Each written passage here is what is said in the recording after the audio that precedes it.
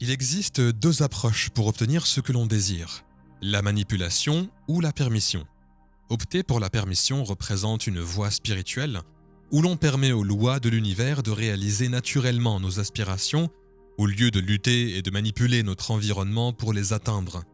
Le problème avec cette dernière approche est qu'elle nous coupe des forces immenses mais intangibles qui sont en jeu. Elle nous oblige souvent à nager à contre-courant, ce qui entraîne un voyage difficile et prolongé avec un risque élevé d'échec. Combien de fois avons-nous poursuivi une relation en nous acharnant sur quelqu'un et en compromettant nos propres valeurs pour le conquérir? Il est probable que ces efforts n'aient pas donné de résultats positifs. Cette situation est semblable à une expérience courante, celle où l'on excelle dans une activité telle que la peinture ou la pratique d'un instrument, mais où l'on échoue dès qu'une personne extérieure observe nos performances. En d'autres termes, la conscience de soi éclipse souvent le subconscient, faisant que le conscient prend le dessus. Comme l'a sagement observé Shakespeare, tous les mondes sont des scènes et tous les hommes et femmes ne sont que des acteurs. Cette métaphore illustre bien comment la présence d'un public peut transformer les capacités naturelles d'une personne en un spectacle, ce qui conduit souvent à la conscience de soi. Le subconscient régule automatiquement la respiration. Si quelqu'un essaye consciemment de contrôler sa respiration tout au long de la journée, il se rendra vite compte de l'immense concentration requise. Ce principe s'applique également à d'autres fonctions corporelles. Les scientifiques décrivent le subconscient comme un ensemble de réponses programmées agissant comme un pilote automatique. Sur le plan spirituel, il est considéré comme un programme divin intérieur, un lien dépassant les contraintes humaines. Bien qu'il ait le potentiel de réaliser n'importe quoi, il fonctionne sous la direction de l'esprit conscient, conçu pour accomplir des tâches hors de portée de nos capacités conscientes. Il est souvent appelé l'esprit profond ou une partie essentielle de notre capacité mentale. Sa nature miraculeuse reste largement énigmatique pour la science. Si un miracle est compréhensible, il cesse d'être un miracle. Par conséquent, cette capacité demeure entourée de mystères. Mais son immense pouvoir est indéniable.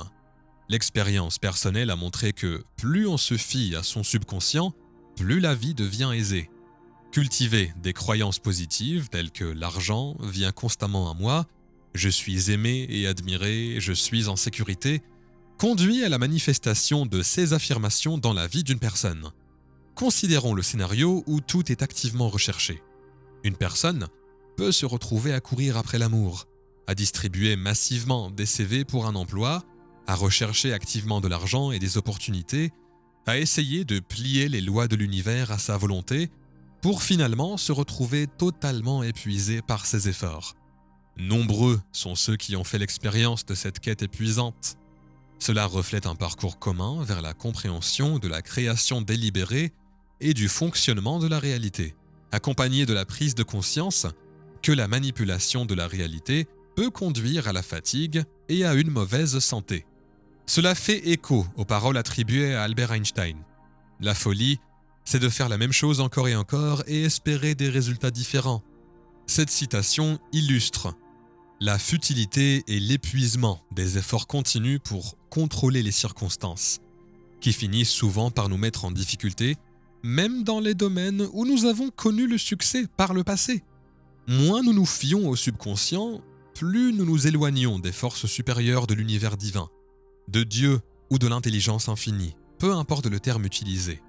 L'esprit conscient possède une compréhension limitée des complexités de l'existence, basant ses décisions sur des projections tirées d'expériences passées. Il est donc pratiquement aveugle aux nouvelles possibilités qui sortent du cadre de la pensée rationnelle et des schémas établis. La guérison est un processus imprévisible et parfois, la solution n'est même pas envisagée. Imaginez une personne en grande difficulté financière, dont l'esprit conscient est tellement submergé qu'il peine à formuler la moindre idée constructive.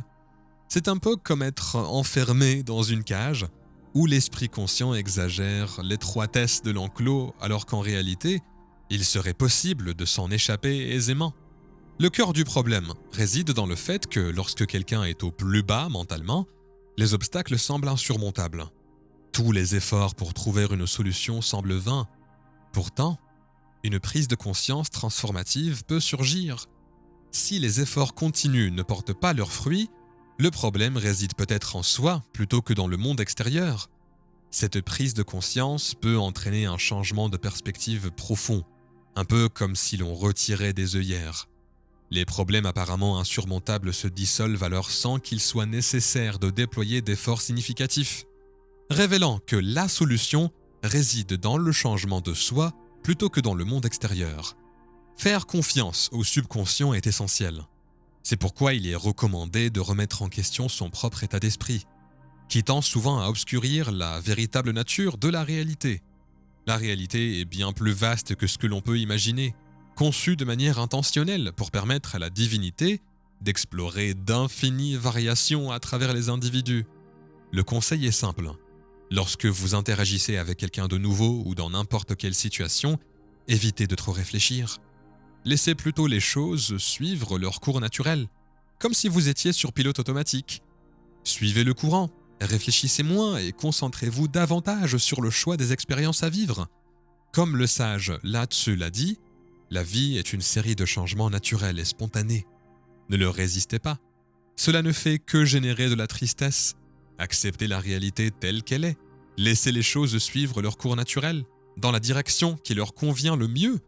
Cette philosophie met en lumière l'importance d'accepter le flux naturel de la vie et la multitude d'expériences qu'elle offre. Pour atteindre une vie épanouissante, affirmez la croyance suivante. Je profite actuellement d'une vie riche et pleine. Encouragez ces pensées sans vous attarder sur les détails. Il est crucial de ne pas trop penser car cela représente un piège mental courant. Au lieu de cela, mettez de côté momentanément le raisonnement logique. Choisissez les expériences que vous souhaitez vivre et faites confiance à votre subconscient pour les manifester. Il faut du temps pour développer cette confiance. Alors commencez par lui faire confiance pour des choses simples, comme entamer une conversation avec de nouvelles personnes. Laissez-le guider la communication, vous aider à saisir des opportunités professionnelles et à vivre des moments de joie inattendus, comme des repas ou des cadeaux offerts spontanément. Faites-lui confiance pour vous réserver des surprises agréables et simplifier votre vie quotidienne. En permettant à votre subconscient de s'aligner sur les lois universelles, vous pourriez être agréablement surpris par les résultats. Voici une petite anecdote. Il était une fois quelqu'un qui aspirait avant tout à la liberté.